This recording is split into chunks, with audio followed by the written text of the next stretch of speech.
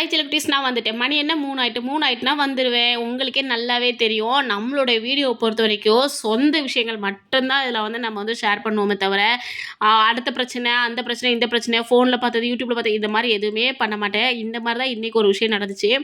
இன்றைக்கி காலையில் என் ஃப்ரெண்டு காலங்காத்தாலே வீட்டுக்கு வந்துட்டா. என்னன்னு பார்த்தீங்கன்னா, நேற்று நைட்டு ஃபுல்லாக ஃபோன் பண்ணி பேசிட்டே இருந்தேன். என்ன பிரச்சனைனா, அவங்க வந்து ஒரு பொண்ணு, சரியா? என்னோடய ஃப்ரெண்டு வந்து ஒரு பொண்ணு. கல்யாணம் ஆகிடுச்சு, அவங்களுக்கு குழந்தைங்க இருக்காங்க, நல்லா இருக்கிறாங்கன்னு வைங்களேன், எந்த பிரச்சனையும் இல்லை. ஆனால் அவங்களோட அப்பா வந்து சின்ன வயசுலேருந்தே அந்த பிள்ளைய எதுக்கு எடுத்தாலும் அடிக்கிறது, திட்டுறது, சாப விடுறது இப்படியே இருந்ததுனால அந்த பொண்ணோட வாழ்க்கையில் வந்து இப்போ என்ன கஷ்டம் இருக்குது அப்படிங்கிறத நான் வந்து சொல்ல வந்திருக்கிறேன்.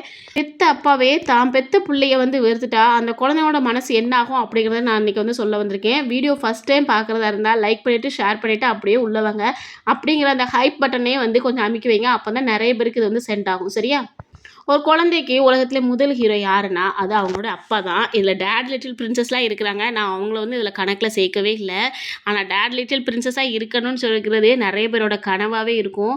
வெளி உலகத்துக்கு அவங்க அப்படி இருந்தாலும் உள்ளுக்குள்ளே வந்து ஏங்கிட்டு தான் இருப்பாங்க. ஏன்னா அந்த ஹீரோ யாருன்னு பார்த்தீங்கன்னா அவங்க அப்பாவாக தான் இருப்பாங்க.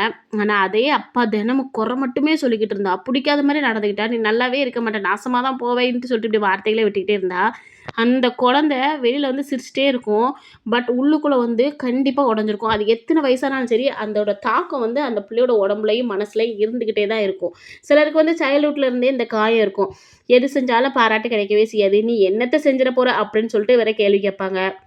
எப்போ பார்த்தாலும் திட்டிக்கிட்டே தான் இருப்பாங்க. இதில் ஒப்பிடு வேறு. அங்கே பாரு அந்த பிள்ளை எப்படி இருக்குது, நீ எப்படி இருக்க, உன்னை மாதிரி தானே அந்த பிள்ளையும் இருக்குது, ஆனால் அவள் வந்து எப்படி படிக்கிறா, எப்படி வீட்டில் வேலை செய்கிறா, நீ என்ன இப்படி இருக்கிற இப்படின்னு சொல்கிறது வேற. இதில் வேற நீ எதுக்கு தான் நீ ஒரு காசுக்கு ஆக மாட்டே, நீ நல்லாவா இருக்க போகிற, நீ இப்படி தான் போவோம் அப்படி தான் போவோம், இப்படிலாம் பேசுகிறத ஃபஸ்ட்டு நிப்பாட்டுங்கப்பா. இப்படி பேசுகிறதுனால ஏதாவது நடக்க போகுதா? கண்டிப்பாக எதுவுமே நடக்காது. பத்தாக்குறைக்கு என்ன தெரியுமா நடக்கும், அந்த பிள்ளைங்களோட மனசை மட்டும்தான் கெடுக்கும். நீ எதுவுமே ஆக மாட்டேன். ஒரு படத்தில் கூட சொல்லுவாங்க, டே முட்டாள் முட்டாள் அந்த குட்டி பையனை வந்து கூப்பிடுவான். ஓவியா நடித்த படம் பேர் எனக்கு சரியாக ஞாபகம் இல்லை. அப்போ அவங்க அப்பா முட்டாள் முட்டாள்னு சொல்கிறதுனால அந்த பையன் சொல்லுவான், என்னை முட்டாள் முட்டாள்னு கூப்பிட்றதுனால கண்டிப்பாக நான் ஒரு காலத்தில் முட்டாளாயிருவேணும்னு எனக்கு பயமாக இருக்குது அங்கிள் அப்படின்னு சொல்லிட்டு இன்னொருத்தன்ட்ட வந்து சொல்லி அழுகும் அந்த பிள்ளை. ஸோ நான் இதெல்லாம் என்ன சொல்ல வரேன்னா, நீங்கள் என்ன சொல்லி வளர்க்குறீங்களோ அதுவாகத்தான் பிள்ளைங்க வந்து வளரும். நீங்கள் வந்து பாசத்தை காட்டி வளர்த்தா மட்டும்தான் அது வந்து பாசமாக இருக்கும். பட் என்னென்னா இவ எப்படின்னா அதுக்கு அப்படியே ஆப்போசிட். அவங்க அப்பா என்ன பேசினாலும் சரி அவங்க அப்பாவை இவளுக்கு ரொம்ப ரொம்ப பிடிக்கும். நீ எதுவுமே ஆக மாட்டேன், நீ எதுவுமே உன்னால் முடியாதுன்னு சொன்னால் கூட பரவாயில்ல அப்படின்னு சொல்லிட்டு இந்த பிள்ளை தூக்கி போட்டுருவா. ஆனால் எல்லா நேரமும் எல்லாத்தையும் தூக்கி போட முடியாது இல்லையா? அவளுக்கும் மனசு இருக்கும்ல, அவளுக்கும் வலிக்கத்தானே செய்யும். இந்த மாதிரி வார்த்தைகள்லாம் ஒரு குழந்தையோட மனசில் ஆயுள் முழுக்க இருக்கும். இப்போ ஏஜ் பார்த்தீங்கன்னா 30 வயசுக்கு மேலே ஆயிட்டு. ஆனாலும் அவளால் அதை வந்து மறக்க முடியல பார்த்தீங்களா? இதனால தான் என்ன ஆகும் தெரியுமா? அந்த குழந்தை பெரியவங்களானதுக்கப்புறமும் எல்லார்ட்டையும் அப்ரூவல் தேடுவாங்க. நான் செஞ்சது கரெக்ட் தானா? நான் கரெக்டாக தான் செஞ்சுக்கிட்டு இருக்கேனா? இல்லை இதில் ஏதாவது பிரச்சனை இருக்கா? இப்படின்னே அவங்களுக்கு வந்து யோசிக்க ஆரம்பிச்சிடும். சுயமாக முடிவெடுக்க தெரியாது. ஏன்னா அப்படியே எடுத்தாலும் ரொம்ப பயப்படுவாங்க. சுயமாக முடிவெடுக்கிற அளவுக்கு அவங்களுக்கு வந்து ஒரு தெம்பு திடனும் வராது. ஐயோ எதுவும் தப்பாயிருமோ, நம்மளை 4 பேர் திட்டிடுவாங்களோ, நம்ம எப்போவுமே முட்டாளன்னு சொல்லியே வளர்ந்தவங்களாச்சு, இப்படிலாம் அவங்களுக்கு தோண ஆரம்பிச்சிடும். எப்பவும் பயந்தே தான் எல்லார்ட்டையும் பேசும். ஒரு கெத்தா ஒரு வந்து சந்தோஷமாக கூட பேச தெரியாது. அந்த பொண்ணுலாம் என் கூட பேசுகிறது பார்த்தா ரொம்ப சாஃப்ட் கேரக்டர், அமைதியாக தான் பேசுவாள். யார்கிட்டையும் கத்தி கூட பேச தெரியாது. நான் இந்த அளவுக்கு பேசுகிறது கூட அவளால் பேச தெரியாதுன்னா பார்த்துக்கங்களேன். மெதுவாக தான் பேசுவாள். என்னடி நல்லா இருக்கியா, சாப்பிட்டியா, நீ இன்னைக்கு என்ன சமையல் பண்ணுன, இப்படி தான் பேசுவா. ஒவ்வொருத்தரும் இந்த மாதிரி கட்டப்படலாம் பேச மாட்டா. ஏன்னா அவள் சின்ன வயசுலேருந்தே வாங்கின அடிகள் அப்படி. தப்பே செய்யாட்டிலும் கில்ட்டியாக ஃபீல் பண்ணுவாங்க. ஸோ அதனால் இது எல்லாமே ரொம்ப ரொம்ப பெரிய பிரச்சனைக்கு கொண்டு வரது யாருன்னு பார்த்தீங்கன்னா அவங்களோட தகப்பனார் மட்டும்தான். ஏன் தெரியுமா? அன்பு கிடைக்க வேண்டிய இடத்துல காயம் மட்டும்தான் கிடைச்சிருக்கும். ஆனால் நல்லா தெரிஞ்சுக்கங்க, இங்கே ஒரு உண்மை இருக்குது.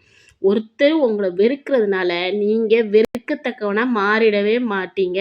அவர் ஒருத்தர் தான் உலகமா? யோசிச்சு பாருங்க. கண்டிப்பாக நான் சொல்கிறேன், அவர் மட்டும் உலகம் கிடையாது. அதை தாண்டி வெளியில் எவ்வளவோ உலகம் இருக்குது.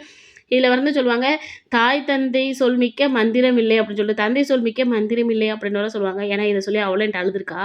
என்னை இப்படிலாம் சாபம் விடுறாங்க, அதனால என் லைஃப் வந்து எதுவும் ஆயிருமோடி, எனக்கு பயமாக இருக்குடி அப்படின்னுவா. நான் அப்போ சொல்லுவேன், அப்படிலாம் நினைக்காதடா அப்படின்னு சொல்லிட்டு. ஆனால் அவள் இப்போ வரைக்கும் அதை சொல்லி சொல்லி ரொம்பவே பயப்படுவா.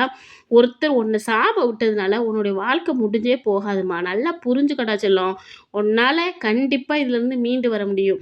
நீ வந்து நல்லா இருக்கணும்னு நினைக்கிறவங்க மத்தியில் இருமா. நீ வந்து நல்லா இருக்கவே கூடாது அப்படிங்கிறவங்க மத்தியில் மத்தியில நீ போய் உட்காந்துக்கிட்டு என் லைஃப் இப்படி போயிருமோன்னு நினச்சி கவலைப்படாத. நான் இன்னைக்கு காலையில கூட ஒரு ஷார்ட்ஸ் போட்டிருந்தேன். ஒருத்தவங்க வந்து 1 அடி தள்ளி வச்சாங்கன்னா, நீ அவங்கள விட்டு 10 அடி தள்ளி இருடா. அத விட்டுட்டு ஏன்டா நீ இவ்வளோ கவலைப்படுற? நீ கவலைப்படும்போது உண்மையில ரொம்ப கஷ்டமா இருக்கு. ஏன்னா, நீ அவ்ளோ ஒரு சாஃப்ட்டா எல்லாருமே வேணும், குடும்பம் வேணும், குடும்பம் வேணும்னு நீ நினைக்கிற. ஆனா உன்னைய வந்து உன் குடும்பத்தில யாருமே ஏத்துக்கல. உன்னைய வந்து ரொம்ப கஷ்டப்படுத்துறாங்கன்னு தெரிஞ்சுச்சுன்னா, அதுலேருந்து நீ வெளியில வரத்தாம்மா பார்க்கணும். புரியுதா உனக்கு? இது ரொம்ப ரொம்ப மோசமான மனநிலைங்க. ஏன் தெரியுமா சொல்றேன்? ஒரு பக்கம் அப்பான்னு ஒரு பாசம் இருக்கும். இன்னொரு பக்கம் பார்த்தீங்கன்னா, எப்பவுமே குறை சொல்றது, எப்பவுமே சாபம் விடுறது, எப்பவுமே நம்மள வந்து கேவலப்படுத்துறது, திட்டுறது இப்படியே இருப்பாங்க. ஒருத்தர் சொல்ற கோபத்தில அதாவது ஒருத்தர் வந்து கோபத்தில சொல்ற வார்த்தை எதுவுமே நம்மளுடைய லைஃப்ப வந்து தீர்மானிக்காதுப்பா. இனி நம்ம லைஃப்ப நாம தான் பார்க்கணும். இப்படிப்பட்ட சூழ்நிலையில நீ வந்து கொஞ்சமா அதாவது 1, 2 எல்லைகள் வந்து நீ உனக்குன்னு வச்சுக்கணும். புரியுதா? இது உனக்கு புரியும்னு நினைக்கிறேன். நான் சொல்லும்போதெல்லாம் நீ மண்டை மண்டையா ஆடிட்டு அப்புறம் போய் கஷ்டப்பட்டுக்கிட்டு இருக்க.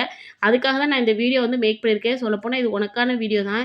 ஏன்னா உன்ன மாரி இன்னும் எத்தன பேர் வந்து மனசுல வலிய வச்சுக்கிட்டு வெளியில சொல்லாம இருக்காங்களோன்னு தெரியல. இதில இன்னொரு விஷயம் என்னன்னா, உனக்கு வந்து நல்ல புருஷன் கிடைச்சதுனால ஓகே. நீ வந்து உன்னோட பேரண்ட்ஸ் வீட்ல எதுக்குமே நீ போகல. ஒரு வேள உன்னைய அடிச்சு கஷ்டப்படுத்துற மாரி அப்படிலாம் இருந்தாங்கன்னா, உன்னோட லைஃப் என்ன ஆயிருக்கும்? யோசிச்சு பாரு. ஸோ, அதனால கடவுள் ஒண்ணு அந்த சைடு கஷ்டத்த குடுத்தாருன்னா, இந்த சைடு உன்ன நல்லாக்கி வைப்பாரு. இந்த சைடு கஷ்டத்த குடுத்தாருன்னா, அந்த சைடு நல்லாக்கி வைப்பாரு. உனக்கு அந்த சைடு கஷ்டத்த குடுத்ததுனால, இந்த சைடு நீ நல்லா இருப்ப. நீ எதையும் நினைச்சே கவலைப்படாத. சரியா? எப்போதுமே மனச காயப்படுத்துற மாரி பேச்சு வந்துச்சுன்னு வையேன், தேவையில்லாம விவாதத்த நீட்டிக்காம அந்த இடத்த விட்டு தூர நவுன்று. உன்னை பற்றி யாராவது எதாவது பேசிட்டே இருந்தாங்கன்னு வைங்க, ச்சே என்னடா இவங்க நம்மளை திட்டிக்கிட்டே இருக்காங்கன்னு சொல்லிட்டு அந்த இடத்துல மூக்கை சிந்திக்கிட்டு உட்காந்து அழுகாம இவங்க எப்போவுமே இப்படித்தான் எதுக்காக இவங்க கிட்ட உட்காந்து கவலைப்படுவானேன்னு சொல்லிட்டு நீயா தூரணுன்ற சரியா. 2வது எல்லா விஷயத்தையும் எக்ஸ்பிளைன் பண்ணி அப்ரூவல் வாங்க முயற்சி பண்ணாத. இன்னொரு நல்ல விஷயம் நான் சொல்கிறேன் புரிஞ்சுக்கோ. எல்லாருக்குமே நம்ம வந்து நல்லவனாக இருக்க முடியாது. 100ல் 90% பேருக்கு நல்லவனாக இருந்தால் கூட 10% பேருக்கு நம்மளை வந்து பிடிக்காம தான் இருக்கும். ஏன்னா உலகத்தில் எல்லாருக்குமே எல்லாரையுமே பிடிக்காது. ஏதாவது ஒரு குறைகள் நம்மள வந்து கண்டுபிடிச்சிக்கிட்டே இருப்பாங்க. மனுஷங்கனாலே குறை கண்டுபிடிக்கிறது தானே. ஸோ அதெல்லாம் நீ நினச்சி ஃபீல் பண்ணவே செய்யாதம்மா. நீ இவ்வளோ ஃபீல் பண்ணுறதுனால உன்னுடைய ஹெல்த்தையும் நீ வந்து பாதிக்கிற. இதே மாதிரி நீ யோசிச்சு பாரேன். உனக்கு வந்து இப்போ ஒரு கஷ்டங்கும்போது நீ யார்ட்டயோ வந்து சொல்லி அழுகுற. அப்படிதானே? இப்போ உன் ஃப்ரெண்டு என்ட்ட சொல்றா, உன் ஹஸ்பண்ட்ட சொல்றா ஓகே. இதுவே எத்தனையோ பேர் வந்து குடிகார கணவன கல்யாணம் பண்ணிக்கிட்டு, அவர் பேசுற பேச்சையும் கேட்டுக்கிட்டு, அவங்க வேலைக்கும் போயிட்டு எவ்வளோ கஷ்டப்படுறாங்க. ஸோ எப்பவுமே நமக்கு மேல இருக்கவங்கள பாரும்மா. சரியா? எல்லாத்தையும் நினச்சு கவலைப்படாத. எல்லாத்தையும் அவர்ட்ட போய் எக்ஸ்பிளைன் பண்ணி, நான் நல்ல புள்ளப்பா என்னைய வந்து பார்த்துக்கங்கப்பா, பார்த்துக்கங்கப்பான்னு போய் சொல்லி, நான் உங்கள பார்த்துக்கிறேன்ப்பான்னு நீங்க சொல்லி என்னென்ன தான் நீ புரிய வச்சாலும், அவருக்கு நீ வேண்டாத புள்ளன்னு ஆயிடுச்சு. அவ்வளோதான். இனி நீ 1000 தான் தலைகீழ நின்னு தண்ணி குடிச்சாலும், உன்னைய வந்து அவரு கண்டுக்க போறதில்ல. தெரிஞ்சு நீ ஏன் போய் முட்டிக்கிட்டு நிக்கிற? அத விட்டு வெளியில வாடி தங்கம். சரியா? உங்க வீட்டோட அமைதிய ஃபர்ஸ்ட்டு நீ காப்பாத்து. ஏன்னா அமைதிக்கு பதிலா அதை இதுன்னு போட்டேன் சாரி. அமைதிய வந்து நீ காப்பாத்து. எதையுமே நெனச்சு ஃபீல் பண்ணாத. இதனால என்ன ஆகும் தெரியுமா? உன்னுடைய பிள்ளைங்க முன்னாடி அவங்கள பத்தி பேசும்போது, அந்த பிள்ளைங்க மனசுலயே அத வந்து பாதிக்க ஆரம்பிச்சுரும். ஸோ, குழந்தைங்க முன்னாடி அந்த நெகட்டிவிட்டி வராத மாதிரி டிஸ்டன்ஸ் வச்சுக்கோ. அவங்க நமக்கு தேவையில்ல. சில பேரண்ட்ஸ் இருக்கிறாங்க, என்ன பிரச்சனை தெரியுமா அவங்களுக்கு? அவங்களோட கோபம், ஏமாற்றம், அவங்க வாழ்க்கையில இருக்க கஷ்டம் எல்லாத்தையுமே குழந்தை மேல காட்டுவாங்க. ஆனா, அதுக்கு நீங்க வந்து காரணமே இல்லாம இருப்பீங்க. ஆனாலும் உங்க மேல தான் காட்டுவாங்க. யார்ட்ட காட்டன்னு தெரியாம உங்க மேல எல்லாத்தையும் திணிச்சிடுறது. ஆனா, அந்த பாப்பாக்கள் புள்ளைங்க, பச்சை புள்ளைங்க அதுங்க என்ன பண்ணும்? அதுங்கள போட்டு அடி அடின்னு அடிச்சு, காதுல அடிச்சு, மூஞ்சில அடிச்சு இப்படிலாம் நீங்க அடிச்சதுனால, அந்த பிள்ளைங்களோட உடம்புல இருக்க காயங்கள்லாம் இப்போ வரைக்கும் அதுங்க மனசுலயே தானே இருக்குது. ஏன் இத வந்து நெறைய பேரண்ட்ஸ் புரிஞ்சுக்கவே மாட்டேங்கிறாங்கன்னு தெரியல. இந்த வீடியோவ யாராவது ஒரு பேரண்ட்ஸ் இத பார்த்தீங்கன்னா, கண்டிப்பா இதுலருந்து கொஞ்சம் திருந்துங்கப்பா. ஏன்னா, அந்த பொண்ணோட வாழ்க்கையெல்லாம் நெனச்சா எனக்கு ரொம்ப கஷ்டமா இருக்கும். ஏன் இந்த பிள்ளை இவ்ளோ அடி வாங்கியிருக்கு அப்படின்னு சொல்லிட்டு. அந்த புள்ளையோட கை, கால்ல இன்னமும் அந்த மார்க்ஸ்லாம் இருக்கு. அவங்க சின்ன வயசுல அந்த பிள்ளை வாங்கின அடிகளோட மார்க் எல்லாமே இன்னும் அப்படியே இருக்கும். என்னோட க்ளோஸ் ஃப்ரெண்ட் அப்படிங்கிறதுனால எனக்கு எல்லா விஷயமுமே அவள பத்தி தெரியும். ஸோ, அவ சொல்லி அழுகும்போது எனக்கே ரொம்ப கஷ்டமா இருக்கும். அவ என்ன தெரியுமா சொல்லுவா? "எனக்கு இந்த அடிலாம் ஒண்ணும் பிரச்சனை இல்லடி. அடிய எவ்வளோனாலும் தாங்கிருவேன். ஆனா, அவர் சொல்ற வார்த்தைகள தான் என்னால தாங்க முடியல. ஒருவேளை அவர் சொல்ற மாரி எனக்கு எதுவும் செஞ்சுருமோ, இல்ல நான் எதுவும் பண்ணிருவேனோ, இல்ல எனக்கு நான் நல்லா இருக்க மாட்டேனோ, இப்படிலாம் அவ சொல்லும்போது தான் மனசு சங்கடமா இருக்கும். ஸோ, நான் திருப்பி அதான் சொல்றேன். நீ எத நினைச்சு கவலைப்படாதம்மா. சரியா? இந்த வீடியோ பார்த்துட்டு இந்த வீடியோக்கு பின்னாடி நெறைய கமெண்ட்ஸ் பண்ணுவாங்க. கண்டிப்பா உனக்கு சப்போர்ட் பண்ணி கண்டிப்பா நெறைய கமெண்ட்ஸ் வரும். அப்போ நீயே பார்ப்ப. ச்சே இவ்ளோ பேர் உனக்கு வந்து சப்போர்ட் பண்றாங்களா அப்படின்னு சொல்லிட்டு, உனக்கான சப்போர்ட் கண்டிப்பா கிடைக்கும். நீ எத நினைச்சு ஃபீல் பண்ணாத. உலகத்துல இதே மாரி நெறைய பேர் இருக்கிறாங்க. அவங்கள நினைச்சு நம்ம ஃபீல் பண்ணிட்டே இருந்தா, அது வந்து அவங்களுக்கு வந்து பாசிட்டிவ் ஆயிரும். ச்சே நம்ம என்ன சொன்னாலும் அவன் வந்து நம்ம பேச்ச கேட்குறான்னு சொல்லிட்டு. ஸோ, அத நினைச்சு கவலைப்படாத. சரியா? உனக்காக நெறைய பேர் இருக்கிறாங்க. செல்லக்குட்டீஸ், என்னோட சப்ஸ்கிரைப் செல்லக்குட்டீஸ் எல்லாருமே அவளுக்காக ப்ரேயர் பண்ணிக்கங்க. அந்த பொண்ணு நல்லா இருக்கணும், அவள் லைஃப்பில் நல்லபடியாக வாழணும், அவங்க ஹஸ்பண்ட் பிள்ளைங்களோட நல்லபடியாக இருக்கணும்னு சொல்லிட்டு ப்ரேயர் பண்ணிக்கங்க.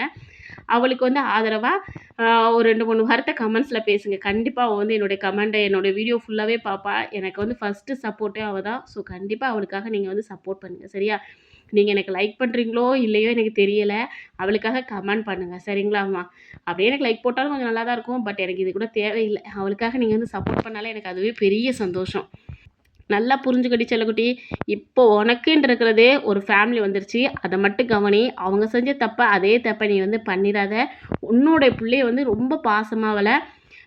இன்னொரு விஷயம் என்னென்னா, படைச்சவன் கையில் எல்லாத்தையும் விட்டுடா செல்லம், சரியா? நமக்கு அது வேண்டாம், ஆண்டவன் பார்த்துக்குவோம் அப்படின்னு வச்சுக்கோ. நீ எதையுமே திட்டாத, நீ கோவப்படாத, உன்னோட ஹெல்த்தை வந்து நல்லபடியாக கவனிச்சிக்கோ. எதையும் நினச்சி கவலைப்படாதம்மா, சரியா? எல்லாத்தையும் படைச்சவன் பார்த்துக்குவான், மேலே இருக்க பார்த்துக்குவான்னு சொல்லிட்டு அப்படியே விட்டு ஃபீல் பண்ணி எதுவுமே மாற போகிறதில்ல. இதுக்கு மேலே நான் என்ன சொல்கிறது? உனக்கு ஒரு ஃப்ரெண்டா, உனக்கு ஒரு தங்கச்சியா, உனக்கு வந்து எல்லாமாவும் நான் இருப்பேன். என்கிட்ட நீ எல்லாத்தையுமே ஷேர் பண்ணலாம். எனக்கும் மேலே என்னுடைய இந்த 9000 சப்ஸ்கிரைபர் இருக்கிறாங்க. இவங்க உனக்காக கண்டிப்பாக ப்ரேயர் பண்ணுவாங்க. இந்த 9000 சப்ஸ்கிரைபரும் உனக்காக கண்டிப்பாக கமெண்ட் பண்ணுவாங்க. நீ அதெல்லாம் படித்து பாரு, உனக்கு அதுவே புரியும்னு நம்பிக்கிறேன். நம்புகிறேன். உன்னோட செல்லக்குட்டியாகவும் என்னோட செல்லக்குட்டியாகவும் நீ இருப்ப. நீ எதை நினச்சி கவலைப்படக்கூடாது, சரியா? நீ கவலைப்பட்டால் என்னால் தாங்க முடியாது. என் ஃப்ரெண்டு எப்போவுமே நல்லா இருக்கணும், அவ்வளோதான், சரியா? நீ எதை நினச்சி கவலைப்படக்கூடாது. இந்த வீடியோ நான் உனக்காக தான் போட்டிருக்கேன். வீடியோ பார்த்துக்கோ. உனக்கு எப்போம்லாம் கவலைப்படுற மாதிரி தோணுதோ அப்போ இந்த வீடியோ பாரு. உனக்காக நான் இருக்கேன், சரியா?